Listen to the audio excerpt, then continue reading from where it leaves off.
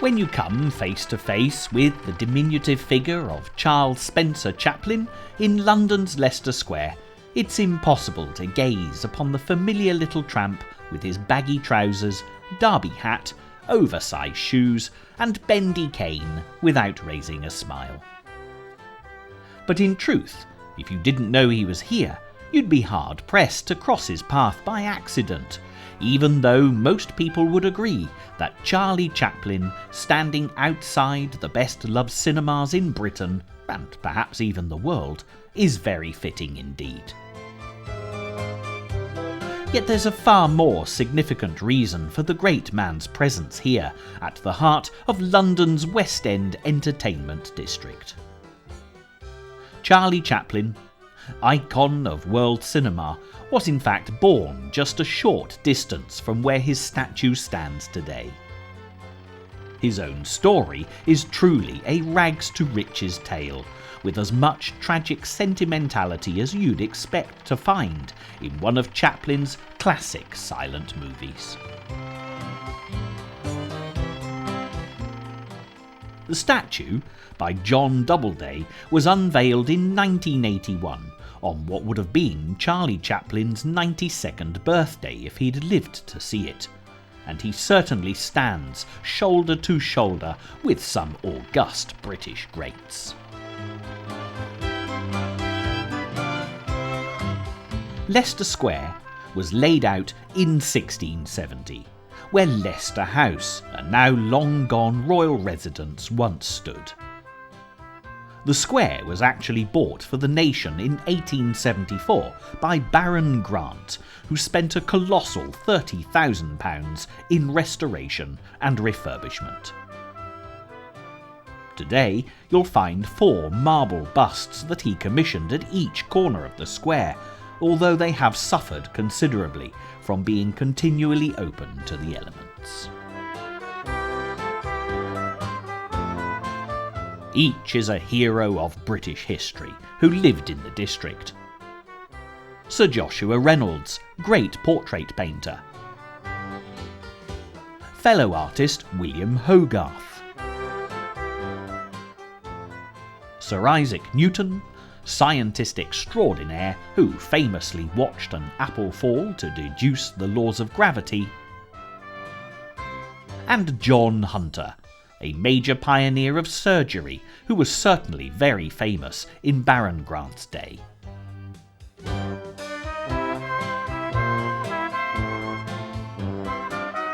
Pride of place, however, at the centre of the square, astride a fine marble fountain, goes to the familiar figure of William Shakespeare, the greatest dramatist the world has ever known.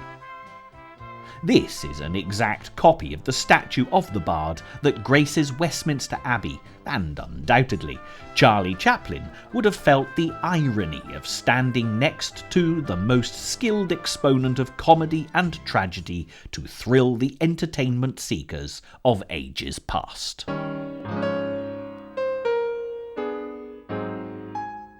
By the time Charlie Chaplin was born in 1889, several of London's most popular music halls had been established in Leicester Square. The music hall was a remarkably successful phenomenon that brought entertainment to the masses, and although extracts of more highbrow theatre, opera and ballet were often performed, they were mixed with the popular songs of the day. The Empire Cinema that you see today was once a music hall of the same name, on the same site, with the 1937 Art Deco Odeon replacing the Alhambra Music Hall, which would certainly have been familiar to the young Chaplin. It's interesting to note that the Leicester Square connection with the cinema dates back even further than the great auditoriums that you see before you. From 1790 onwards, panoramas were exhibited in a specially constructed circular building in Leicester Place, and you can still find the location if you know where to look.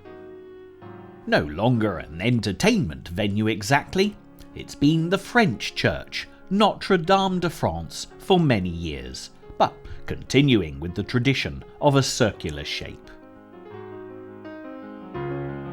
So for Charles Chaplin, the supreme entertainer of his day, a Leicester Square statue is the perfect tribute. In distance, there's a few short miles between this place and the streets where Charlie was born. But the gulf he crossed during his incredible lifetime was great indeed.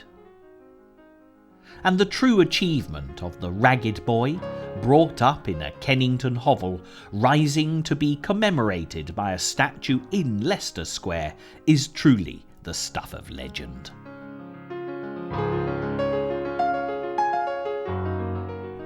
When Charlie was once asked to talk about aspects of his life, he simply said that anything anyone wanted to know about him could be discovered from watching his films. In this programme, we'll be heeding Charlie's excellent advice, and not only will you get to see the streets where Chaplin once walked, but there'll also be extracts of his wonderfully evocative silent movies used throughout.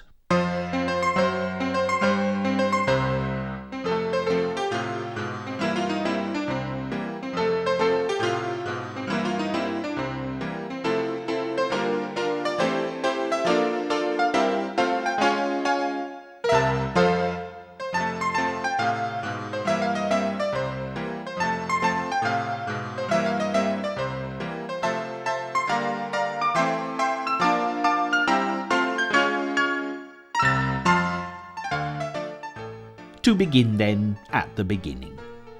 Charles Spencer Chaplin was born on the 16th of April 1889, son of Charles and Hannah Chaplin, both of whom were music hall performers. There's no formal record of the great man's birth, as he was never registered. This is not particularly unusual, as at the time requirements to do so were not as stringent as they are today, and the most likely explanation is that his parents just never got around to it. When Charlie first found success in the world of cinema, he claimed to have been born in Fontainebleau, France, a far more glamorous location than Walworth, London, from whence he truly hailed. Whether this was a tale of his own making or his imaginative mother Hannah, we'll never know, but the truth of Charlie Chaplin's origins are now well documented. This is East Street, Walworth, where Charlie was born, although it's usually given in his biographies as East Lane. This road has been East Street since the mid-19th century, but previously the stretch between the Old Kent Road and Flint Street was always East Lane, where a market was regularly held throughout Charlie's childhood days. As is often the case in London, anywhere with a market tends to keep its old lane identity. Here you see the Petticoat Lane Market, famous the world over, despite the fact that this is not the official name for this particular road. Queen Victoria decreed that Petticoat was far too salacious, and promptly renamed the thoroughfare Middlesex Street. But she might as well not have bothered, because local folk carried on using Petticoat Lane, consigning Middlesex Street, technically speaking, to road signs and the A to Z. And besides, Middlesex Street Market just didn't have the same kind of resonance as Petticoat Lane. Returning to East Street, despite valiant attempts by various historians, it's been impossible to establish the number of the house where Charlie was born. However, as the property has by now undoubtedly been demolished due to the redevelopment of the district, the information would have been little help on this occasion. For Charles Chaplin Sr., young Charles was his first son, but this was not Hannah's first child. When the couple married, both giving their address as 57 Brandon Street, just off East Street, her baby son Sidney was just over 3 months old. There are some Victorian terraces still left on Brandon Street, but the Chaplin's abode is long gone. However, you do at least get an idea of what it would have looked like. In later years, when enthralling her boys with exotic tales of the past, Hannah claimed to have run off to South Africa as a young girl with a bookmaker by the name of Hawkes, to live the life of a gracious and privileged lady. Whether Hawkes was Sidney's father or not has never been proved, and there's no historical evidence to corroborate any such trip. Yet what we do know for sure is the date of Charlie's beloved older brother's birth, 16th of March 1885, because Sidney was actually registered and baptised.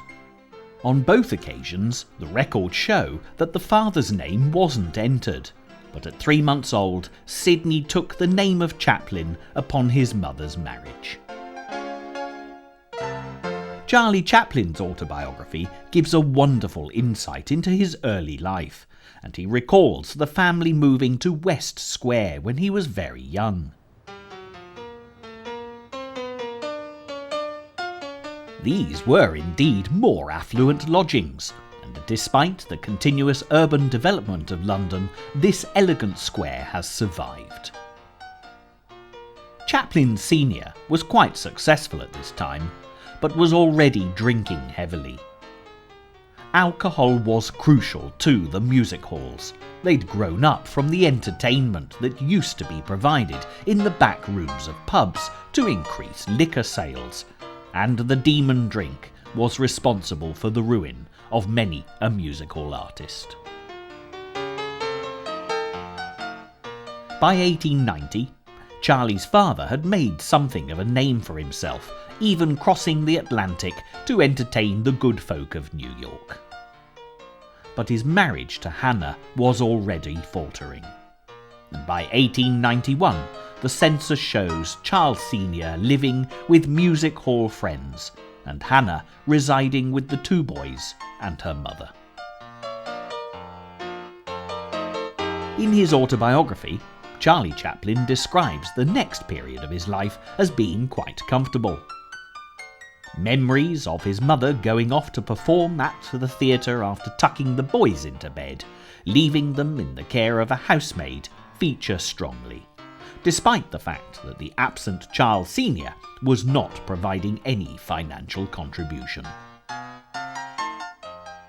The clue to such affluence may lie with Hannah giving birth to another baby boy on the 31st of August 1892, George Dryden Wheeler, fathered by the famous music hall entertainer of the same name, but better known by his stage name, Leo Dryden. Neither Sidney nor Charlie remember Leo Dryden as living with their mother, and when the liaison came to an abrupt end shortly after the child's birth, Hannah's new baby son disappeared from the Chaplin lives, leaving the boys with no recollection of their half-brother either. Leo Dryden snatched his 6-month-old son away from his doting mother Hannah in the spring of 1893, and the Chaplin family had no further contact with their lost blood relation for almost 30 years.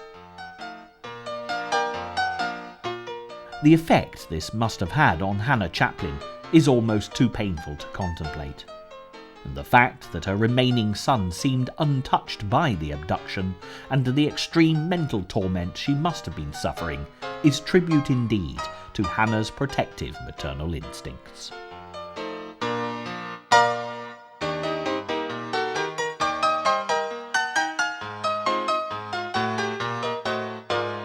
For the next few years, Hannah did her best to support Sidney and Charlie, but life was continually cruel.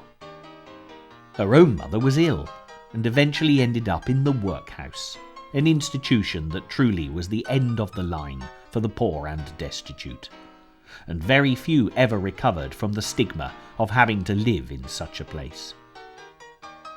From the workhouse, The poor troubled woman was later certified insane and committed to a lunatic asylum.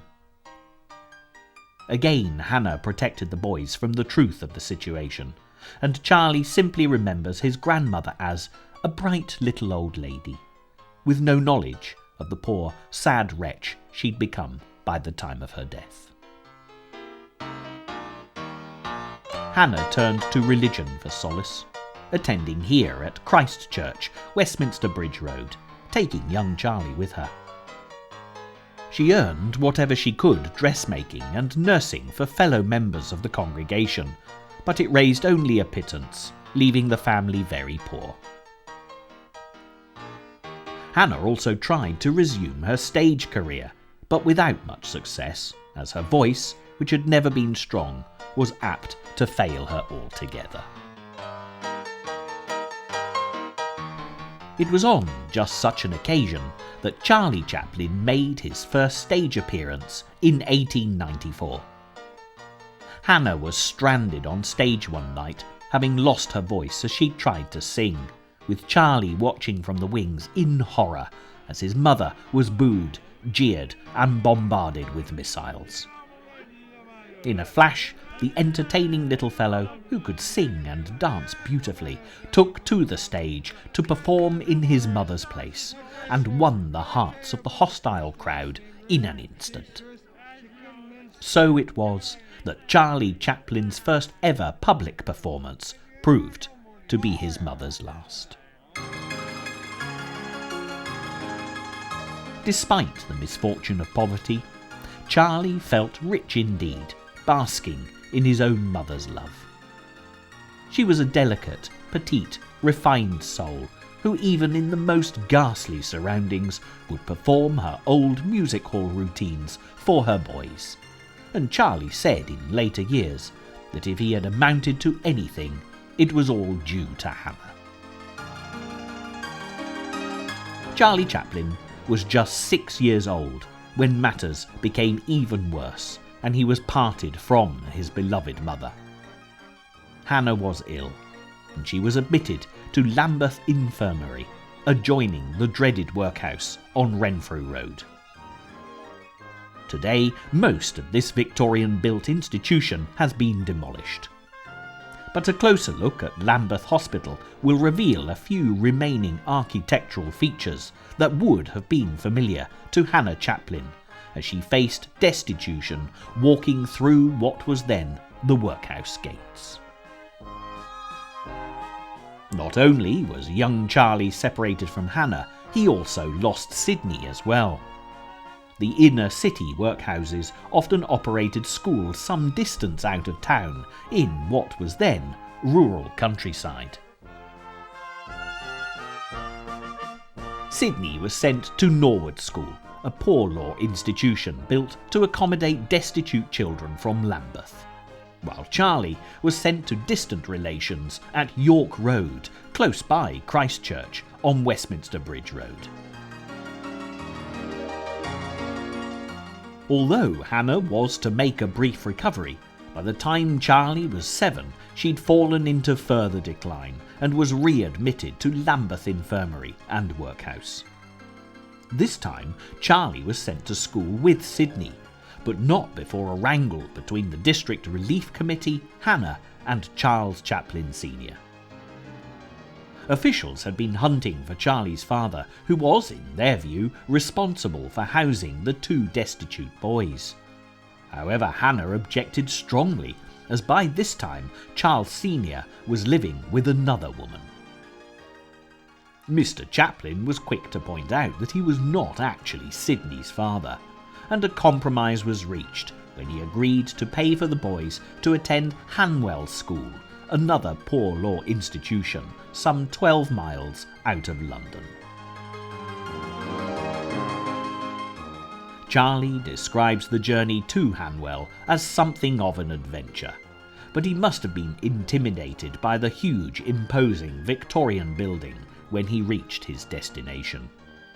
Today, this is a community centre, but it still retains its awe-inspiring character, dating from 1850, when it was purpose-built for the orphans and destitute children of London's inner city. These schools were more commonly known as cuckoo schools, so named because of the bird's habit of leaving its young to be cared for in the nests of others. The road leading up to Hanwell has been renamed Cuckoo Avenue, a legacy of the building's original use. Charlie Chaplin's descriptions of life at Hanwell School are coloured by the harsh physical punishments dealt out to the boys, and in his case, quite unjustly, when he was beaten mercilessly for a misdemeanour he was not guilty of. Nevertheless, Sydney was close by, giving a modicum of comfort to ease such adversity. But sadly not for long, as being some years older, Sydney was transferred to a training ship called the Exmouth.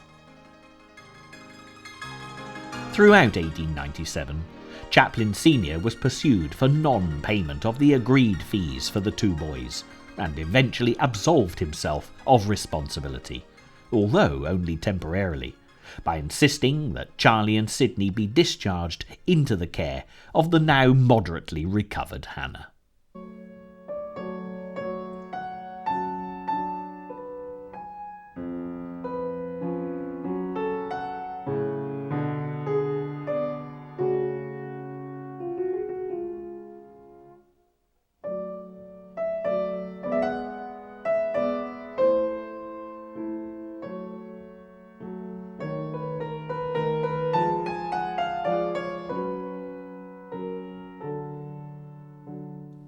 This was the poorer side of London, immortalised in the great writings of Charles Dickens, who nudged the rich upper classes towards developing a social conscience, just half a century or so before Chaplin's birth. Such important, groundbreaking novels as Nicholas Nickleby and David Copperfield described perfectly the conditions that young Charlie Chaplin had to endure. It was a childhood that undoubtedly shaped his artistic genius, not only making his performances in later life tender and sympathetic, but also literally and metaphorically kicking bullying oppressors precisely where it hurt at every possible opportunity. There are many similarities shared by Dickens and Chaplin, way beyond overcoming the privations of a London slum childhood to achieve world fame. And when you look at the legacy of each, either on paper or celluloid, they both have much to teach about treating one's fellow man kindly in times of trouble, whatever his background or social class.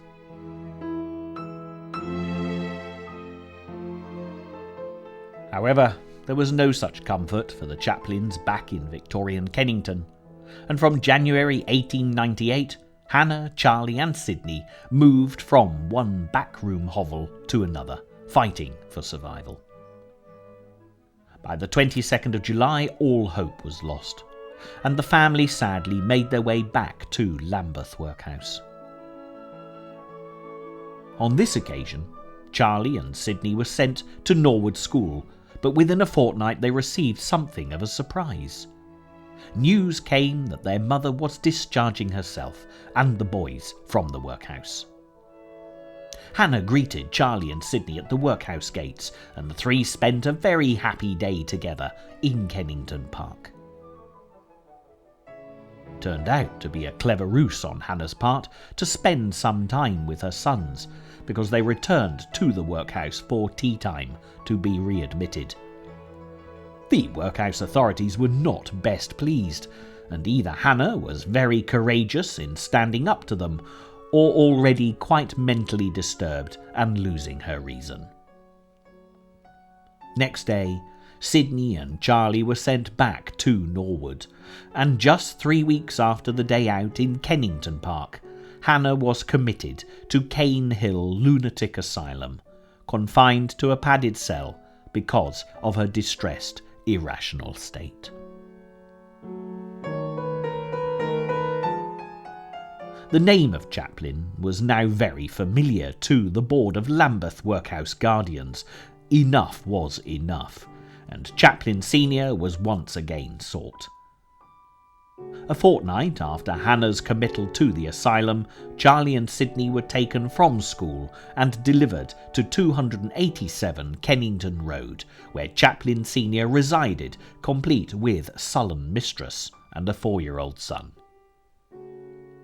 There's a plaque commemorating Charlie Chaplin's time here in Kennington Road, but fortunately for all concerned, it was a very brief tenure. Louise, Chaplin Senior's mistress, was also a heavy drinker, and she took a particular dislike to Sidney, making life very difficult. Although Chaplin Senior could be charming with his boys when the mood took him, it was his vitriolic and violent altercations with Louise that shaped young Charlie's memories. Within 2 months, Hannah had recovered her reason sufficiently to be discharged from the asylum and, reunited with her boys, took a room at 39 Methley Street. It was hardly a luxurious abode, next to the local slaughterhouse and a pickle factory, but all parties were relieved at the arrangement. Chaplin Senior even made the occasional contribution towards Charlie and Sidney's upkeep, presumably to avoid further disruptions with Louise and his volatile domestic arrangements. Hannah worked at her sewing, and Sidney found a job as a telegraph boy, which did, at the very least, prevent a return to the workhouse. There was an odd mix of sentimentality and harsh reality in this late 19th century poverty-stricken London existence. In later years, this was to become an intrinsic part of Charlie Chaplin's character, as comedy tinged with tragedy evolved as his inimitable trademark.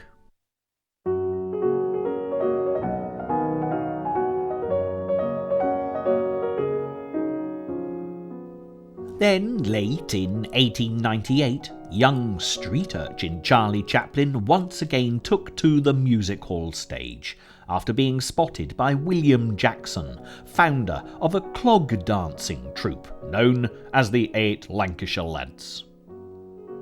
Clog dancing was very popular in the industrial north of England, where thousands of factory workers wore heavy wooden shoes, known as clogs, to protect their feet. This is actually the last remaining English clog factory, but there's little call for these clumsy shoes today.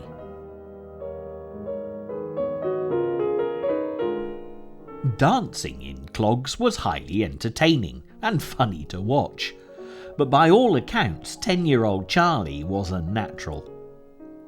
The troupe toured music halls all over the country, and Charlie was even selected to play a cat in the Christmas pantomime at the London Hippodrome. In his autobiography, Charlie explains his departure from the Lancashire Lads as being due to Hannah's concerns about his welfare, as she constantly complained that her son looked unwell.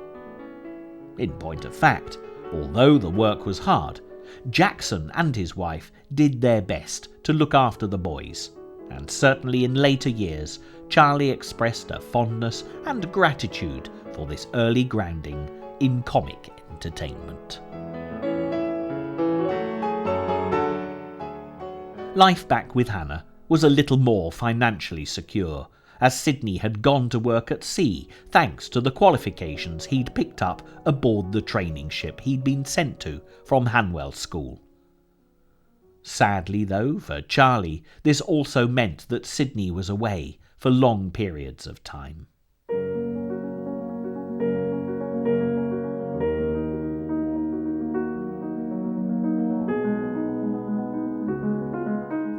On the 9th of May, 1901, Charles Chaplin Senior lost the battle for life at the age of 37, the cause of death being cirrhosis of the liver and dropsy.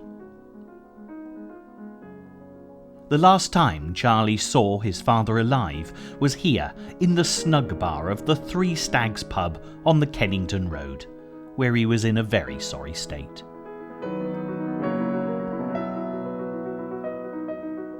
It was around this time that Charlie and Hannah, joined by Sydney when he was on leave, moved to 3 Pownall Terrace, which was demolished in the 1960s, although it's possible to work out roughly where the grim little row of houses stood.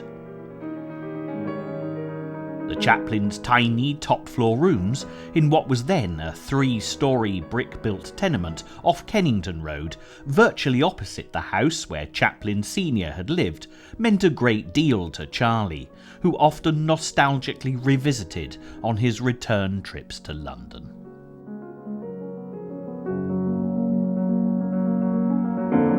Young Charlie did his best to make money, doing all kinds of odd jobs, but by 1903, Hannah's health started to falter again. Sydney and his wage packet were delayed at sea, and the financial pressures were building. When Charlie returned one day to find a crowd of excited children on the doorstep, he was horrified to hear that his mother had gone mad. Charlie led her back to Lambeth Infirmary with a heavy heart, and when his own welfare was discussed by well-meaning officials, he quickly escaped, saying that he'd stay with an aunt. There was no way he wanted to be returned to Norwood or Hanwell School, but it was hard for him to manage alone until Sydney eventually returned. Hannah was readmitted to Cane Hill Lunatic Asylum, which was 20 miles outside London at Coulsdon in Surrey. It actually remained in use as a mental hospital until the 1990s, but this magnificent Victorian building is now disused and has fallen into a poor state of repair.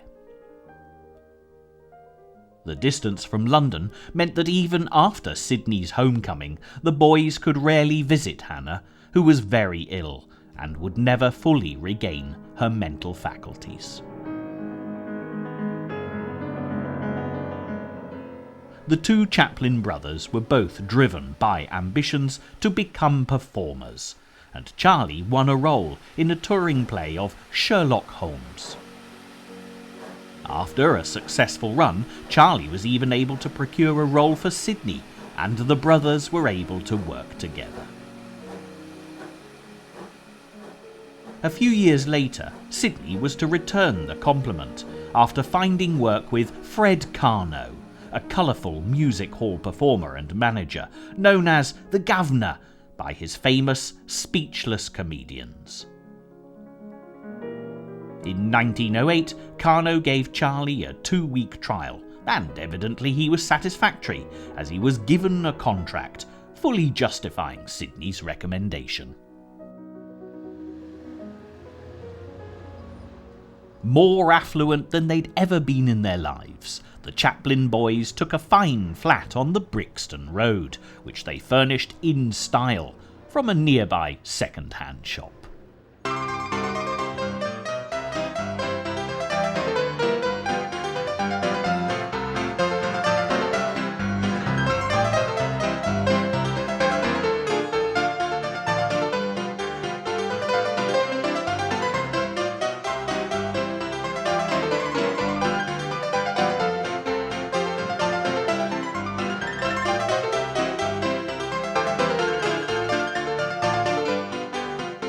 The tide had turned, and in the early years of the 20th century, the future for Charles Chaplin was getting better by the day.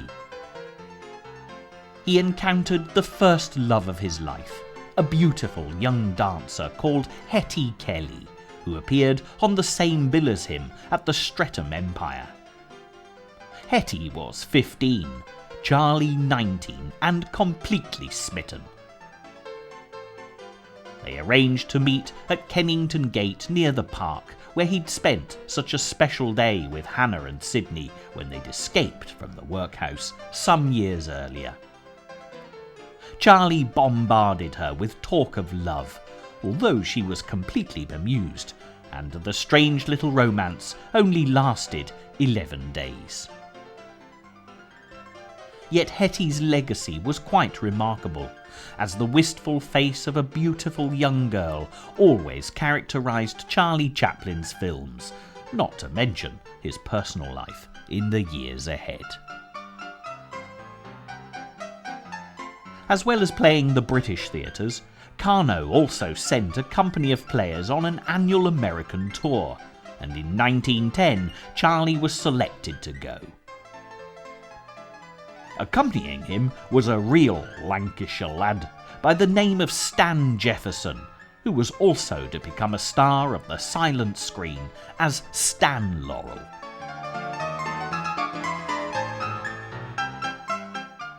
The company arrived in New York, where they were to open on the 3rd of October, and much to Charlie's surprise, they were very well received. Chaplin had felt the sketch Carno had insisted he perform was not ideal for an American audience, and when he voiced his concerns, he was told in no uncertain terms to do as he was directed.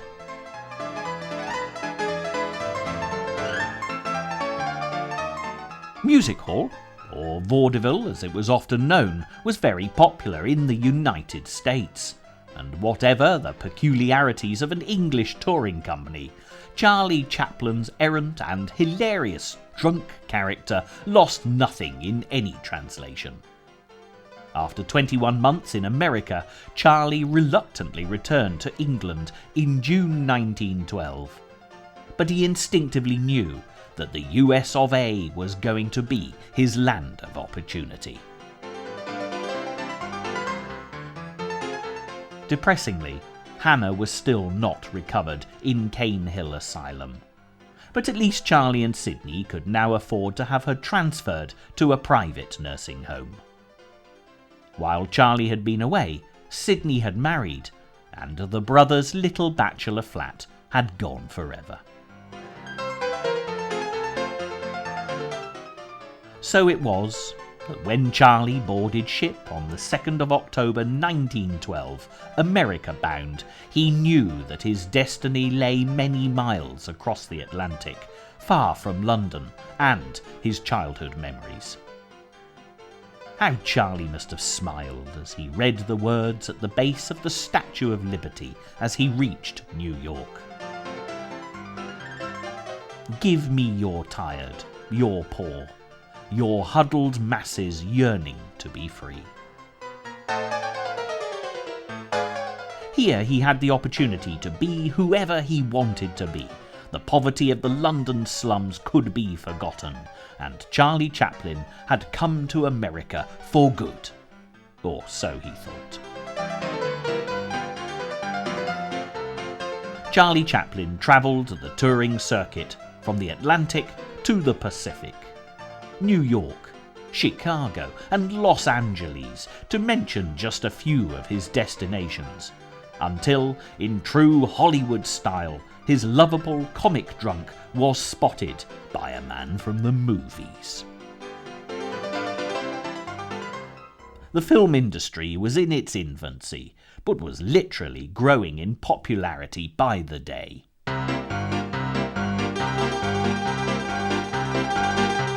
Mack Sennett, the mastermind behind the Keystone Film Company, invited Charlie to join him for more money each week than Charlie had ever dared dream of earning. Honourably, Charlie insisted on seeing out his contract with Carno before departing for Los Angeles in December 1913 to meet Mack Sennett on the Keystone set. Filmmaking in such pioneering times was all about improvisation, which suited Charlie very well, as he'd always been keen to use his own ideas. His first film, which can still be viewed to this day, was called Making a Living. But the director, Henry Lerman, wasn't any too keen on Charlie's input. The character Charlie plays has a top hat, cravat, monocle and long drooping villainous moustache. And Charlie really hated the finished film, because all of his clever jokes and improvisations ended up on the cutting room floor.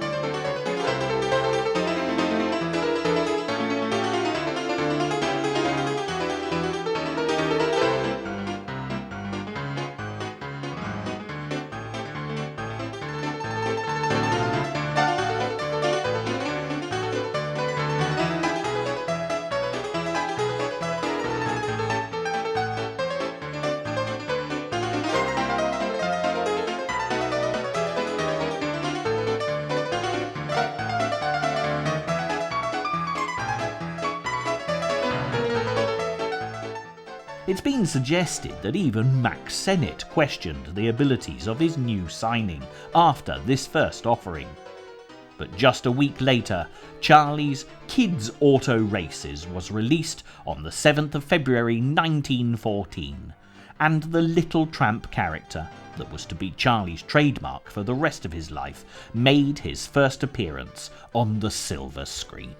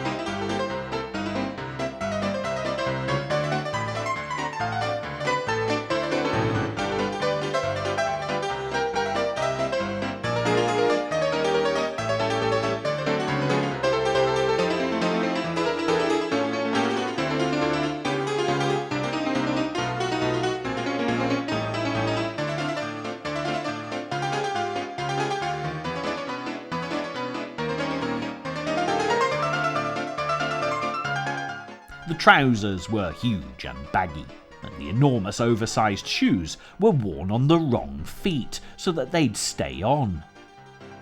A tiny jacket, by contrast, was far too small, and the derby hat, again inadequate in size, looked very bizarre perched on top of Charlie's curly dark hair. The finishing touch of a toothbrush moustache, cut down so that the viewers could see Charlie's full range of facial expressions, completed the picture, with the simple addition of a wigger-wagger cane.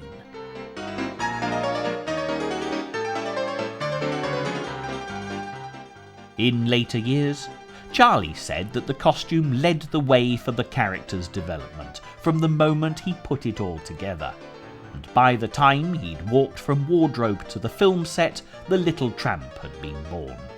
Whatever doubts had been expressed about the quirky little Englishman evaporated as Charlie Chaplin changed the face of cinema history.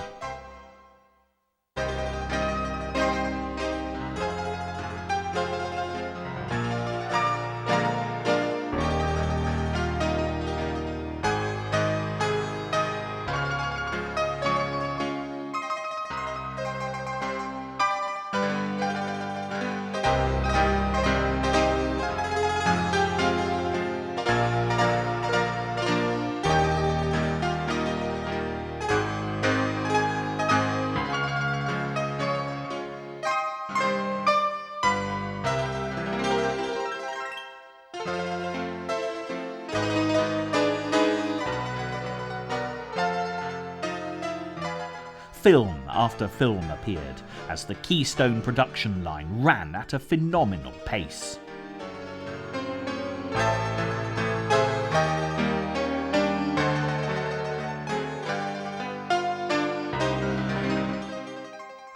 Yet Charlie Chaplin was not satisfied.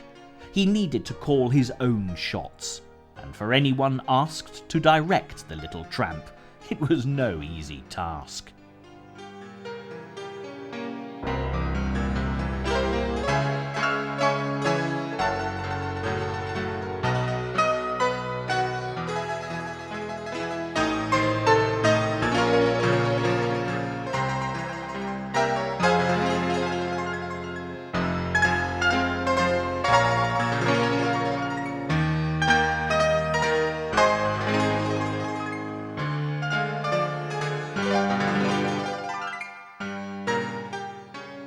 Mack Sennett even asked the lovely Keystone actress Mabel Normand, who Charlie got on with very well, to try directing him. It was an unmitigated disaster and could have caused Charlie all sorts of problems, as Mack and Mabel were romantically involved, and Mabel was affronted by Charlie's refusal to do her bidding.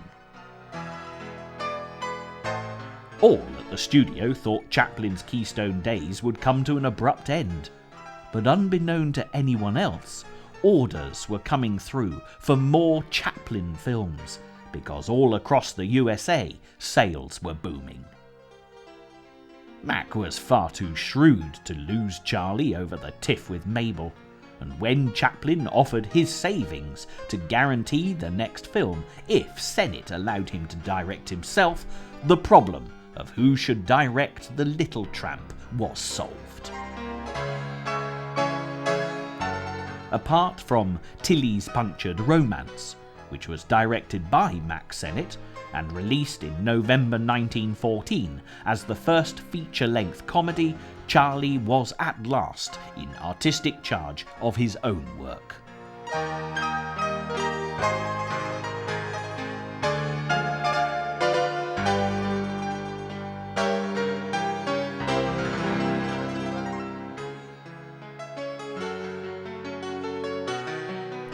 The public adored Charlie Chaplin films, and the Keystone studio went from strength to strength. In all, Chaplin made an astonishing 35 films throughout 1914 for Mack Sennett, and the financial rewards were immense. Charlie soon persuaded Mack to employ Sidney Chaplin, and by the end of the year the brothers were once again reunited, but this time in the USA.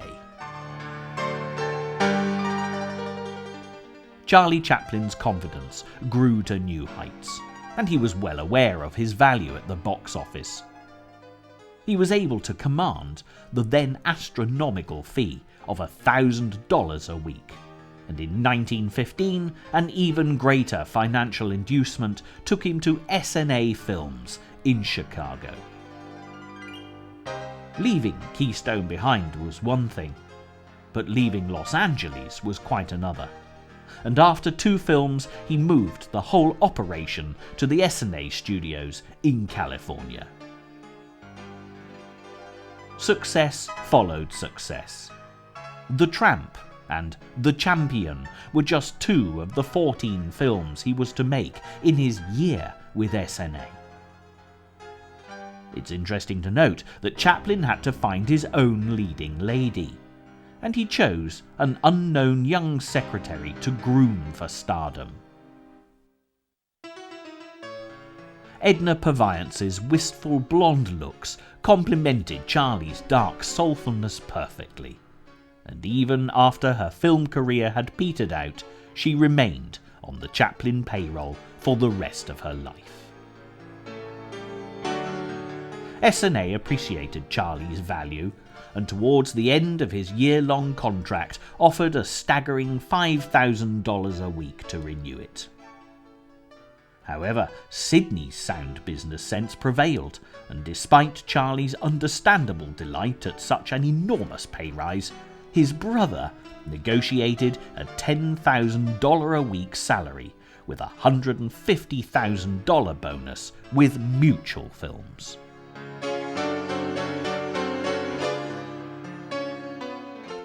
How could Charlie refuse? He was just 27 years old and was the highest paid celebrity the world had ever known. Mutual Films also offered Charlie a less frenetic pace of working, allowing him the luxury of creating 1 film a month with complete artistic freedom. The films were better than ever, with The Vagabond, Easy Street and The Immigrant being just 3 examples of his fine work from this period, with Edna Purviance still appearing as Charlie's leading lady.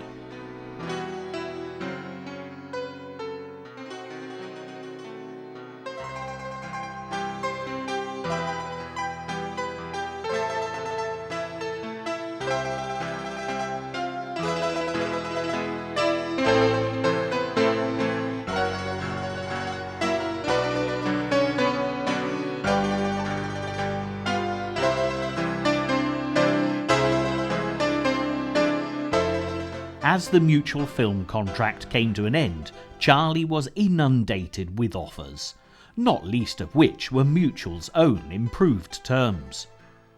And then it came, the $1 million contract. An unprecedented sum of money for any artist. The company was First National, and they signed Charlie Chaplin to make 8 films of any length of his choosing over the next 18 months. It was also time for Charlie to exert even greater artistic independence by creating his own studios.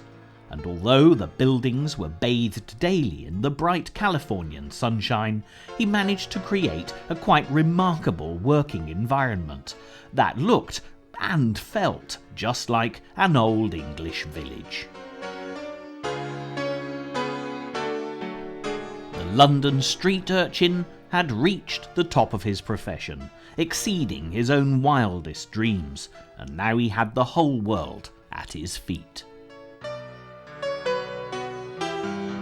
Whether he was a happy man, with his newfound fame and fortune, however, is impossible to answer. Ironically, Charlie's success made him a very eligible bachelor, which, in point of fact, ended up costing him dear. In 1918, Charlie met the beautiful 16-year-old actress Mildred Harris. Perhaps she reminded him of his lovely Hetty from all those years ago back in London. But whatever the attraction, the insignificant film extra became romantically involved with the mighty Charlie Chaplin. When she announced that as a result she was pregnant, Mildred's streetwise mother took charge, and Chaplin had no alternative but to marry the poor girl to avoid a scandal. But the couple had nothing in common, and as the mother-in-law moved into the marital home too, the liaison was doomed from the start, with matters made even worse when the pregnancy turned out to be a false alarm. Charlie Chaplin, as ever, despite his domestic troubles, worked tirelessly, and the little tramp grew more famous than ever. By the time The Kid was in the final stages of production in 1920, his marriage had been played out. A chase as dramatic as any Keystone escapade saw Charlie flee across the USA with his embryonic movie as Mildred's divorce lawyers attempted to seize it. Although The Kid was saved, the divorce settlement cost Charlie a fortune, and his good name was sullied by the consequent newspaper reports. Douglas Fairbanks and his tiny Hollywood sweetheart Mary Pickford were huge movie stars who moved in the same firmament as Charlie, and the three were lifelong friends. In 1919, with D.W. Griffith, another great from the early movie days, all four got together and formed United Artists, even though Charlie was not to be free of his first national contract until 1923.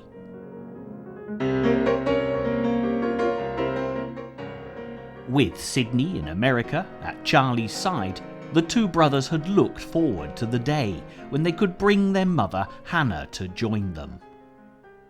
They were finally reunited in March 1921, and she also had a chance to meet her long-lost son, snatched from her as a 6-month-old baby, who now, an actor by the name of Wheeler Dryden, often worked with his two Chaplin brothers.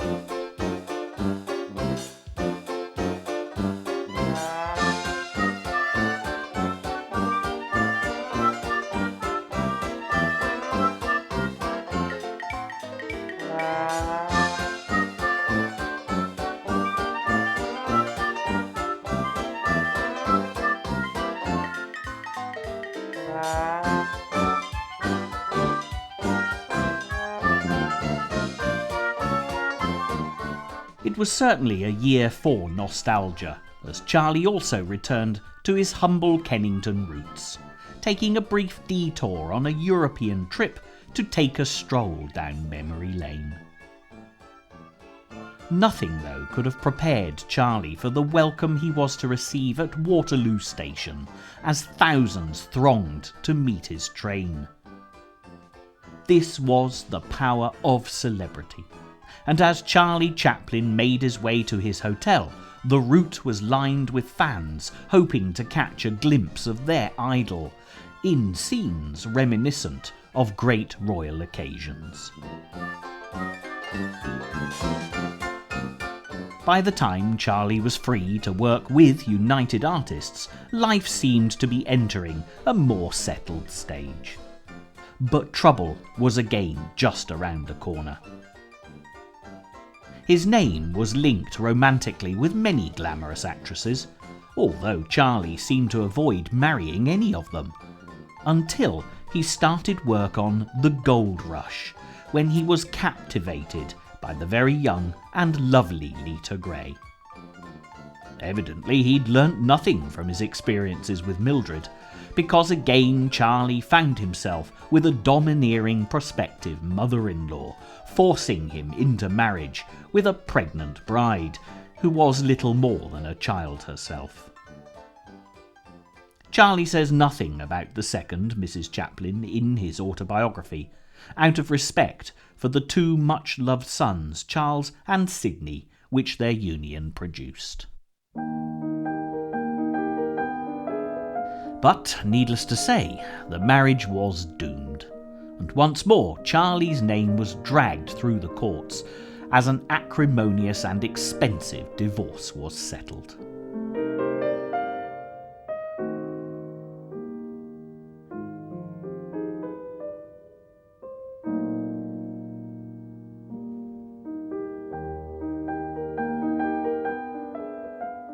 Hardly a year later, Hannah Chaplin died on the 28th of August, 1928, at her California home, never fully aware of her son's great success.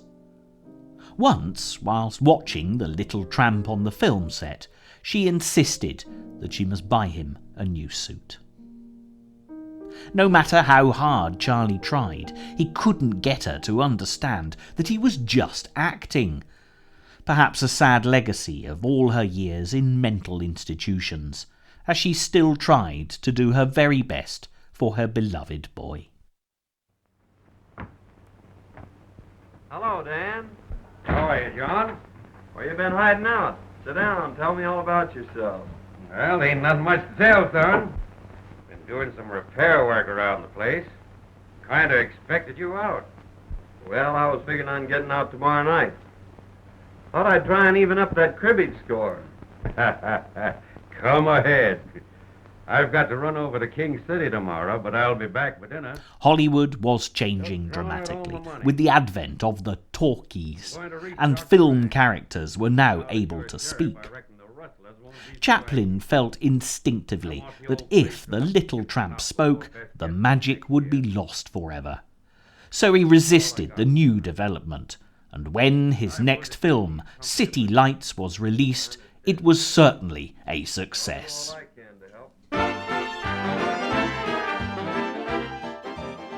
After travelling to New York for the opening of City Lights, Charlie then went on to London to see the film premiered in Britain. It was 10 years since Charlie had last visited his homeland, and he was certainly excited by the prospect, if filled with a little trepidation. He need not have worried. The public were as eager to catch a glimpse of him as they had been in 1921, and it was altogether more pleasant for Charlie, as the authorities had expected the crowds to greet him at Paddington Station, and matters were a lot better organised. The London opening of City Lights was a success, which was especially pleasing to Charlie, as he'd expected the torrential rain to keep the audience at home, and with such great British dignitaries as Winston Churchill and George Bernard Shaw present, The Little Tramp must have felt very honoured indeed. When Charlie had first come back to London, there were a number of things that he wanted to do, but found the prospect quite emotionally daunting. Some of his darkest, loneliest hours had been spent at the workhouse school at Hanwell. But on this second trip, he decided to return in the hope of laying a few of his ghosts. The wonderful welcome he received at his old school moved Charlie to tears as he entertained the children with his comic antics. Charlie was especially delighted to find happy, well-cared-for youngsters, and was comforted to think that they would never know the privations that he'd faced as a child.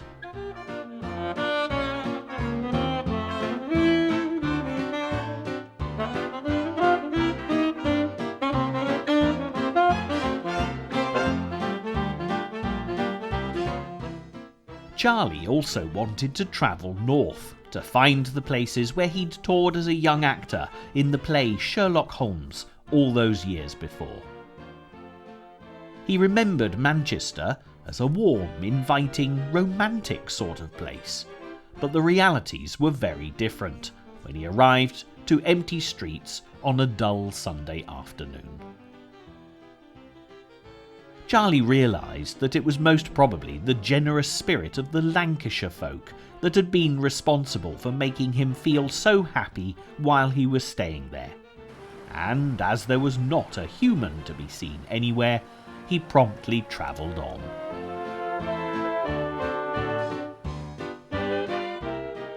An interesting detour, though, on the way to Manchester gives a fascinating insight into Charlie Chaplin's character.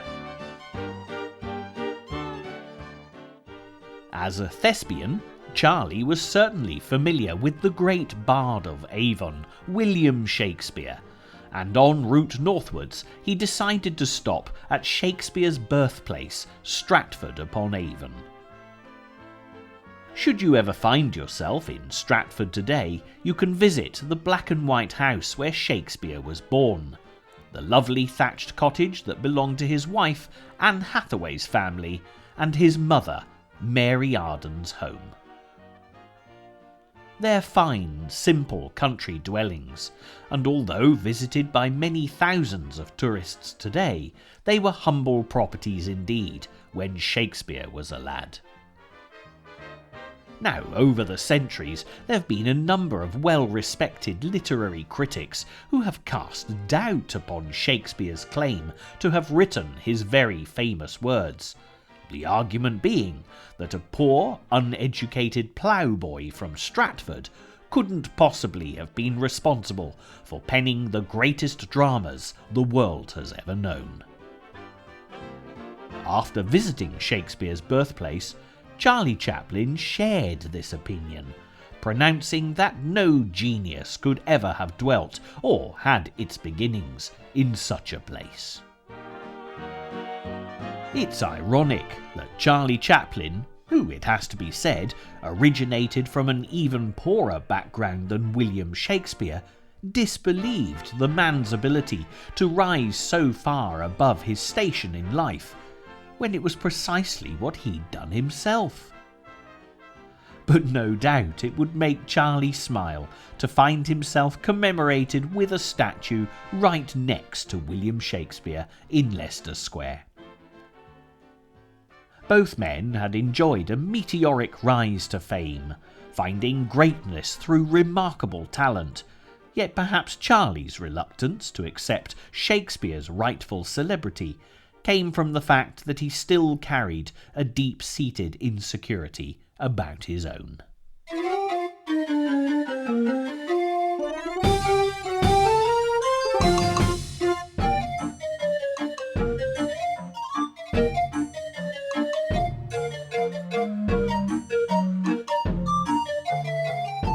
Chaplin arrived back in Hollywood after more than a year's travelling in June 1932, but found life rather lonely in his beautiful house on Summit Drive.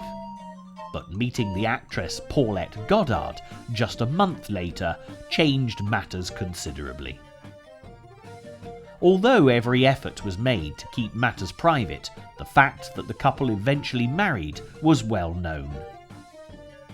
It wasn't a lasting success. Paulette divorced Charlie in 1942, but they did have a lot in common, and there seems to have been genuine affection on both sides.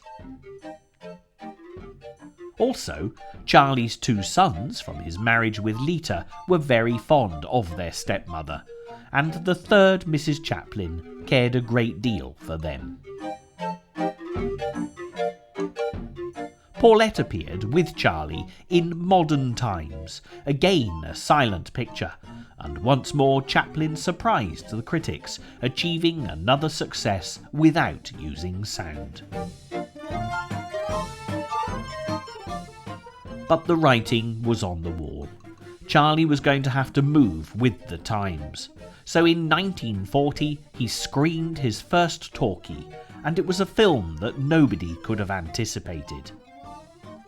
Adolf Hitler had fascinated Charlie, not least because the two were born just days apart, and it's hard to believe that two men so close in age should have become world famous, but in completely different ways.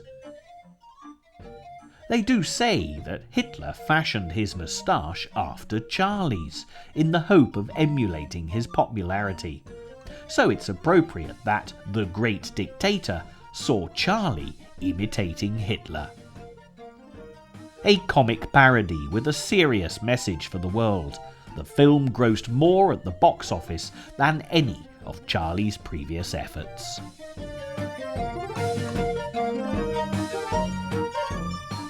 Unwittingly, Charlie had dipped a toe into the world of politics, and when he was asked to speak at a rally on military matters, he gave a speech that caused offence to the American authorities, who saw his viewpoint as distinctly communist, in a climate that was rife with paranoia about anyone with socialist tendencies.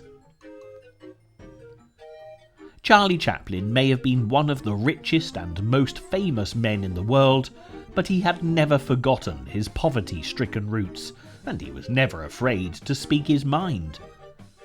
Unfortunately, this was the start of a chapter of events that was to seriously damage Charlie Chaplin's popularity in America, with factions of the powers that be hounding him at every possible opportunity. However, despite this being one of the most difficult periods of Charlie's life, he was also blessed with a piece of good fortune that was to sustain his spirit for the rest of his life.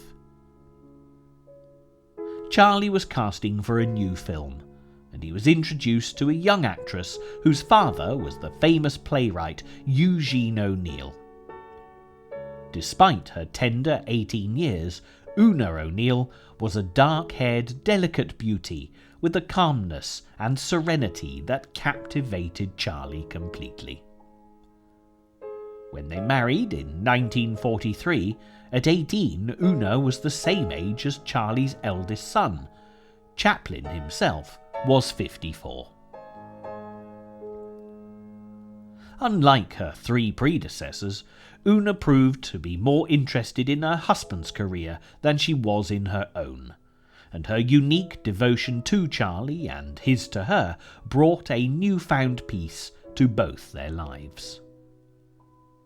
Friends commented that Una would read out loud for Charlie from Trilby, a classic Victorian novel by George du Maurier that was a particular favourite of his.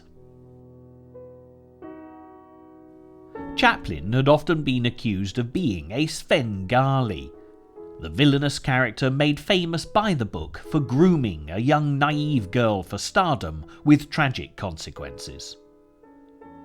But the fact that Charlie's new young wife shared the reading of Trilby with her husband evidently proved she had nothing to fear from any Svengali tendencies, whatever might have happened in Charlie's past relationships.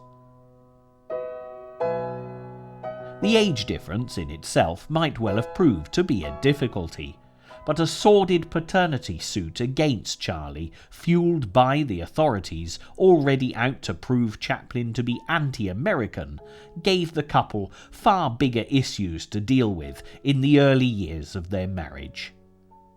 Yet theirs was true contentment, and nothing that the outside world threw at them could spoil their happiness.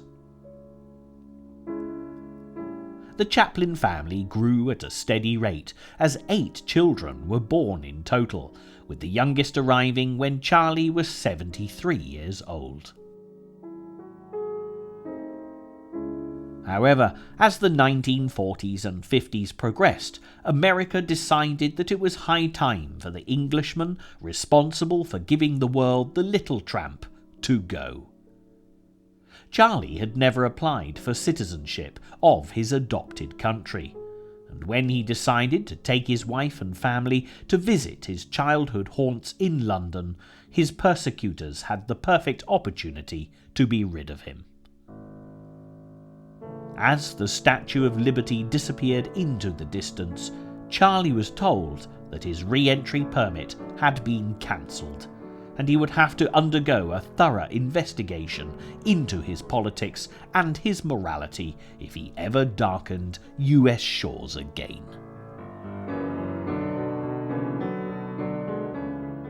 If America didn't want Charlie Chaplin, then he certainly didn't want to be there. But the pain of such a forced exile from a country that he'd come to regard as home must have been devastating. Una gave up her own American citizenship, and the Chaplin family settled in Switzerland. It was a peaceful, contented existence, and Charlie was undoubtedly a happy man, enjoying his beautiful Swiss house and his ever-growing young family. Simple pleasures meant everything, and although they could have holidayed in the most exclusive locations in Europe, an annual Easter visit to Ireland was always a great family favourite. For Charlie and Una, so long as they were in each other's company, surrounded by their children, the outside world could trouble them little.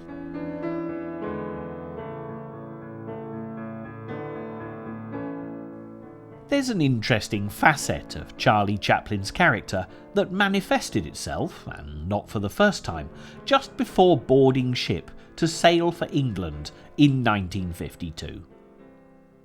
Whether Charlie was edgy because of the persecution he'd experienced at the hands of the anti-communist witch hunts leading up to his departure, it's hard to say. But he seems to have had almost a premonition that trouble was about to befall him. Charlie had, for some time, wanted Una to have access to his safety deposit boxes at the bank, in case anything should happen to him, but they'd never got round to signing the relevant papers.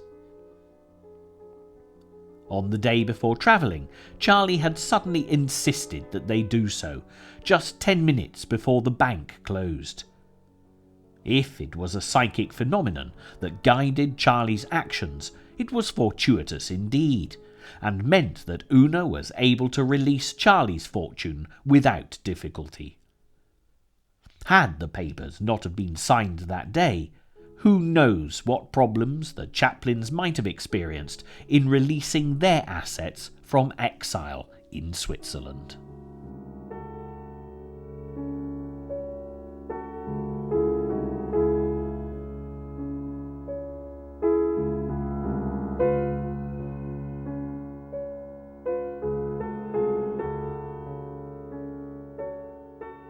Charlie's autobiography was published in 1964, and in it he speaks of other occasions when he felt his actions were guided by forces he could not explain, and one incident is more significant than even Charlie could have known when he first told the story.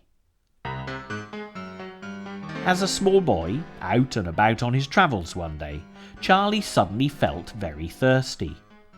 He stopped at a familiar pub and asked the amiable proprietor for a glass of water. But when the water arrived, Charlie was overwhelmed by an instinct not to drink it, and he made a speedy exit without touching a drop. Just 2 weeks later, the man who'd kindly offered refreshment was arrested for poisoning 5 women, and the last of his victims was actually dying in the room above the bar on the day that Charlie had been given his glass of water. What Chaplin was unaware of was the fact that the murderer, George Chapman, was one of the major suspects in the Jack the Ripper murders, which took place in Whitechapel, just a stone's throw from Kennington, the year before Charlie was born. The climate of fear created by such a set of events lasted for years, particularly as the culprit was never caught. But when there was a resurgence of interest in the case in the 1970s, some time after Chaplin's recollection of the incident, George Chapman emerged as a major suspect in the Ripper murders. Before taking up a career as a pub landlord back in the 1880s, Chapman had been a surgeon barber in premises beneath the White Hart pub here in Whitechapel. The body of the first Ripper victim was found just outside, in the George Yard building, directly behind the pub. It's possible that as a youngster in Lambeth Workhouse, Charlie had heard gossip about the moustached publican, because the second Ripper victim had actually been an inmate of the workhouse, and stories would have undoubtedly have still been told about her grisly end, perhaps at the hands of George Chapman. Therefore, Charlie's psychic sense of foreboding might well have been based on genuine fear of a notorious local villain. What we do know for certain, however, is the fact that Inspector Frederick Aberline, one of the most important policemen in the Ripper case, when he heard of Chapman's arrest, said, "You've got Jack the Ripper at last." Chapman was hanged for his murderous poisoning activities, but to this day the Ripper case remains unsolved, and no one can say whether or not Charlie Chaplin actually came face to face with Jack the Ripper, psychically sensing that he was in the presence of danger. But young Charlie's heightened sense of self-preservation could have been fortunate indeed, not only for himself, but for the future of the film industry as well. With so many films made with the little tramp as the main character, it's fascinating to look at examples of Charlie's later work, where he takes on a different persona, making the atmosphere quite different to his earlier films. Yet the themes of comedy through tragedy are still never very far away. Limelight was completed before he left for England in 1952, which is ironically where his inspiration for the film came from. Charlie recalled the old music halls of his youth, and the beautiful heroine is a dancer who fears she's lost the use of her legs, perhaps as tragic as a singer losing her voice, echoing Hannah Chaplin's demise all those years earlier. Charlie was able to watch his masterpiece premiere in London, but on the far side of the Atlantic he had to leave the film to the mercies of his American tormentors, who did everything within their power to prevent Limelight being screened. Having successfully rid themselves of Chaplin, targeting his work was an opportunity to add insult to injury.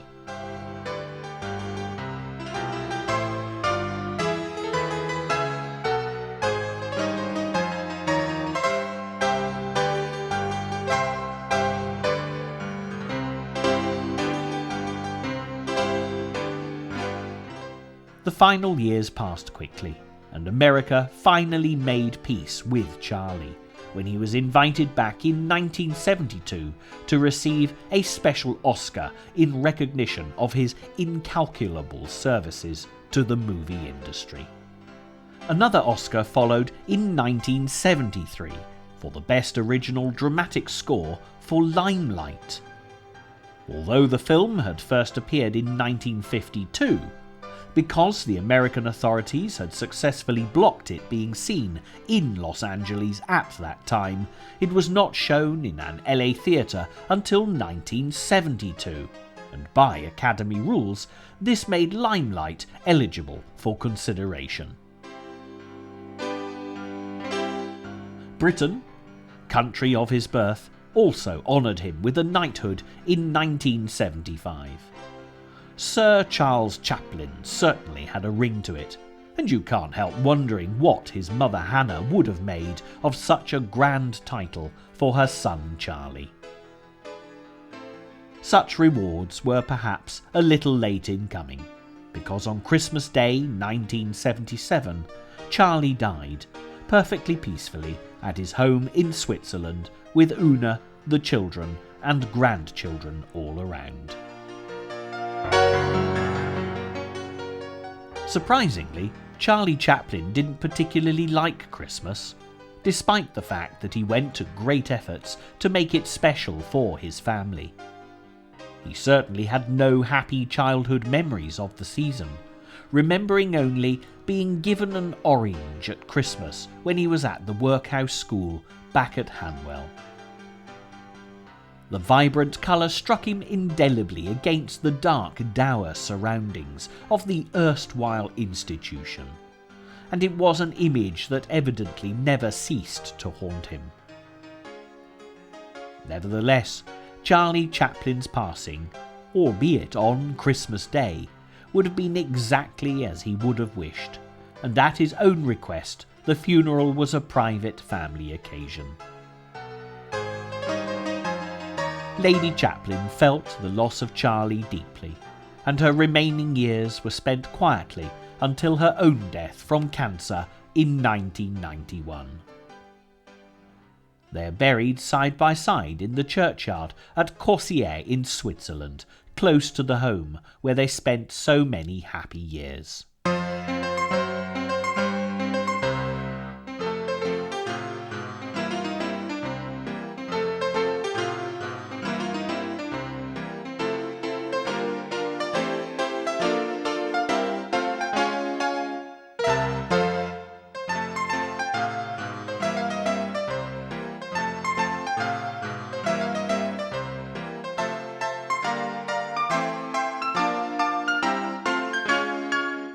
Yet the Chaplin legacy lives on forever in the films that have been left behind, bringing the gift of laughter to viewers of every generation, past, present and future.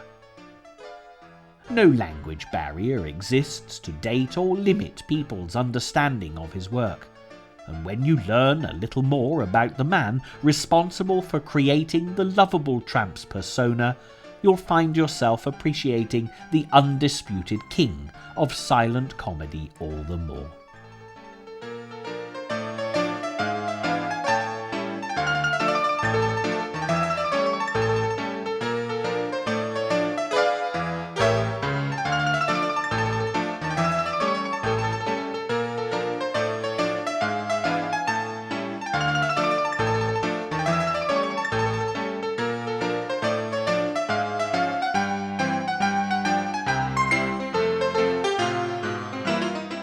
But perhaps our last thoughts on Charlie Chaplin should come from the closing lines of Trilby, words he knew and loved so well that completely and simply sum up his life and work.